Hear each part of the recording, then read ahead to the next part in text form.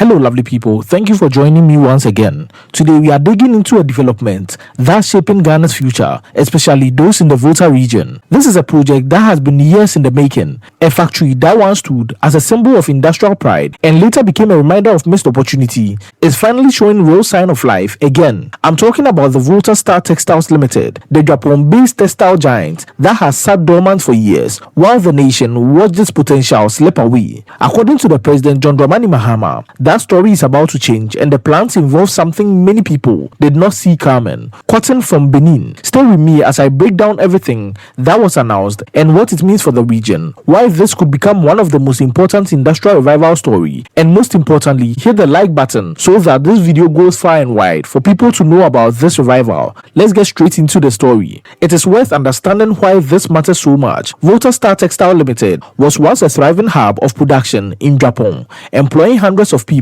and contributing meaningfully to Ghana's textile manufacturing sector. It was a lifeline for an entire community, empowering local commerce, supporting families, and giving the Volta region a genuine stake in the country's industrial story. But like several state-linked manufacturing ventures in Ghana's history, Volta Star eventually fell silent. Machines stopped turning, production lines went quiet, and what was once a symbol of ambition became for many a symbol of a stalled potential. For years, the factory has remained inactive, its halls empty, its promise unfulfilled.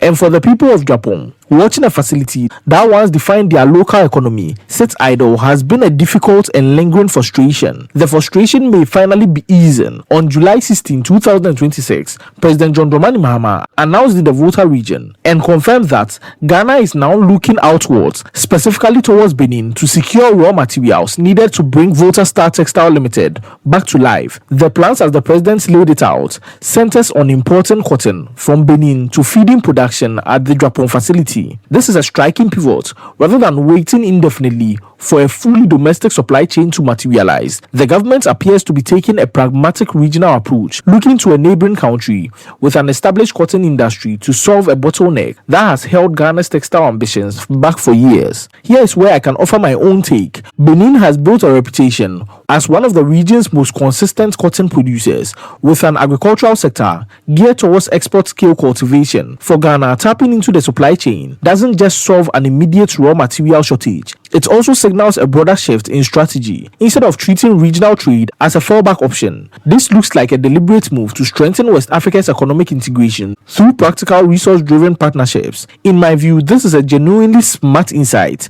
buried in the president's remarks. Rather than framing the textile revival purely as a domestic infrastructural problem, the president is treating it as a regional supply chain opportunity, one that could open doors to deeper cooperation with Benin well beyond the cotton alone. According to the president, arrangements are already underway, with Ghana and Benin formalizing the cotton supply relationship through an agreement. The goal is straightforward but significant: guarantee a steady, reliable flow of cotton from Benin into Ghana, specifically to feed the Japan factory once it resumes operations. And what stands out the most is the word steady. This isn't just about the framing as a one-off shipment or a temporal fix. The language suggests the government is thinking long-term, aiming to build a dependable pipeline of raw materials that can sustain continuous production rather than sporadic stop-start manufacturing cycles. If executed properly, that kind of consistency could become the difference between a factory that merely reopens and one that actually survives and grows over time.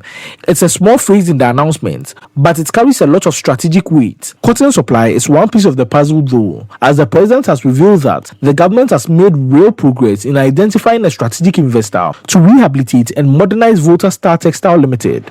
This detail matters enormously because reviving a dormant industrial facility isn't simply about switching the lights back on. It requires capital, modern equipment, technical expertise, and a management structure capable of running a competitive textile operation in today's global market. According to the president, bids from interested investors have already been evaluated, and the government is now preparing to select a preferred partner to lead the factory's rehabilitation. My honest read on this is that Ghana appears to be moving carefully rather than rushing into a partnership, evaluating multiple bids before before committing to a preferred investor, which suggests due diligence is being taken seriously. Now, here is where the story expands beyond just one factory. The president tied the Volta Star revival directly to a much larger initiative, the proposed Volta Economic Corridor. This isn't just about the restarting of a textile production in Japan. It's about weaving that revival into a broader regional development strategy that integrates agriculture, manufacturing, logistics, and export-oriented production across the Volta region. Framed this way, the Volta Star Limited becomes more than just a standalone factory. It becomes a cornerstone project within a much larger industrial vision, and one designed to transform the Volta region into a genuine economic corridor rather than a collection of isolated development efforts. So where does this all leave us? The Volta Star Textiles, once a proud symbol of Ghana's industrial capacity and later quiet reminder of unfulfilled potential, is now sitting at the center of a genuinely ambitious revival plan.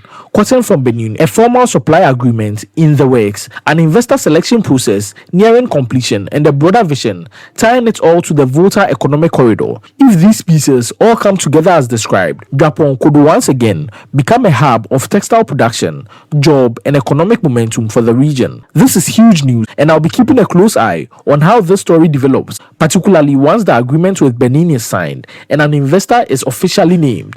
If you found this breakdown valuable, be sure to drop a comment with your thoughts in the comment section below, and also hit the subscribe button if you haven't. Hit the like button to help spread the word so people know about this great project. Be sure to stick with me so you do not miss the follow-up when more details emerge. Thank you, and on to the next video. Be sure to check this next video out.